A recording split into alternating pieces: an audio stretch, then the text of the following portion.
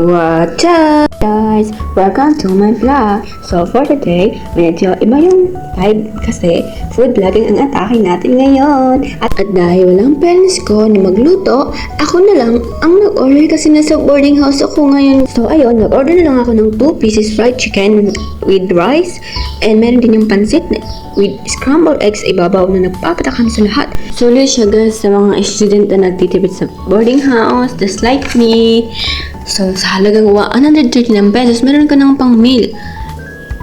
So, ayan, we have 2 fried chicken with extra rice and pansit. 139 pesos lang yan, guys. As in. Guys, na may scrambled eggs sa ibabaw na papatakam sa... Medyo oily siya, pero that's how we like it naman, diba? Pag di ka nag-diet. Kasi nga, nakaka-fat yan. Di naman ako diet. So, I do eat naman. Joke lang po! As you can see naman yung tumbler ko, diba? Ang aesthetic tingnan. Sa TikTok lang yung nag-sale sila ngayon. Sa halagang 299 pesos, meron ka ng aesthetic tumbler cutie. Pasensya na kayo kung medyo madilim kasi nasa boarding nga ako eh. At saka ang lakas ng ulan yan kaya nag-decide na lang ako na mag-voice over. Kasi hindi naman marinig ang boses ko. Guys, sobrang ingay niya ng ulan, ng hangin, grabe ang bagyo. Alam ko naman guys na wala kayong pakialam eh. Buti na lang guys, nandito yung pinsan ko na lagi kong kasama sa lahat. Salamat nga pala sa kanya. Kung nakikita niyo yung ulam ko guys, sa sobrang pagtipid natin kasi nga student tayo, ay nako. Actually, hindi naman ganyan palagi yung ulam ko eh, ngayon lang to. At nag-reveal pa yan siya. Joke lang po. Gusto ko sana guys magkwento about life kasi sobrang dami nang nangyayari sa ating life, diba? So, tsaka hindi naman ganun kahaba yung vlog natin ngayon kasi tungkol lang to sa food, hindi sa life.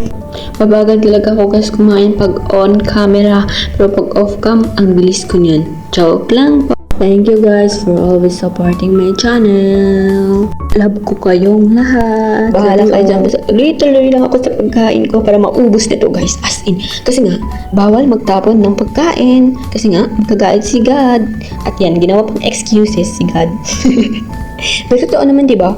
At nagpakampi pa talaga. Pasensya na guys sa boses kasi marami kasing dito, boardmates ko. So, pag maingay, nakaka-distract tayo, diba? Minsan kasi nga nagpapahinga sila. By the way guys, ang lungkot talaga mag-isa. Like, wala yung parents mo. Pag uwi mo ng school, akong tatawagin mama, papa, ganun. Pag uwi mo, walang lutong pagkain, tapos magluluto ka pa kaya, ayun, dahil sa pagod mo sa kakaaral, wala ka nang time para magluto. Kasi nga, yung time mo para magluto is for studying na lang, diba? Kung good student ka. So, ano nga ba guys yung makukuha natin benefits sa meal natin ngayon? Na white rice, fried chicken wings, pansit, and scrambled eggs. First, what is our main source of energy para hindi tayo himatayin sa klase. Then the fried chicken and the scrambled eggs, puno yan ng protein. Maaaring makakatulong siya para lumakas yung muscles natin and para hindi tayo madaling mapagod.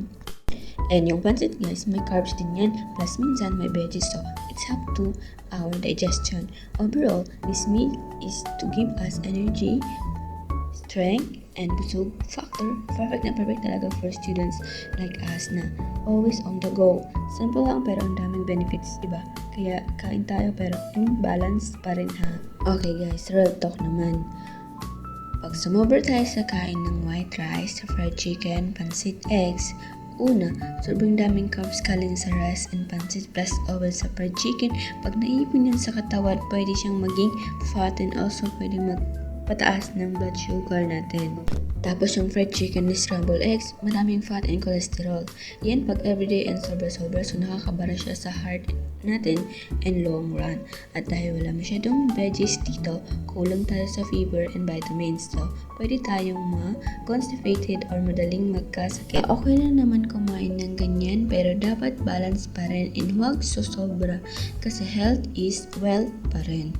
If we eat too much this meal, it might be unhealthy for us. But also, pag hindi tayo kumain, is makakasama din for us. Ang gulo, diba?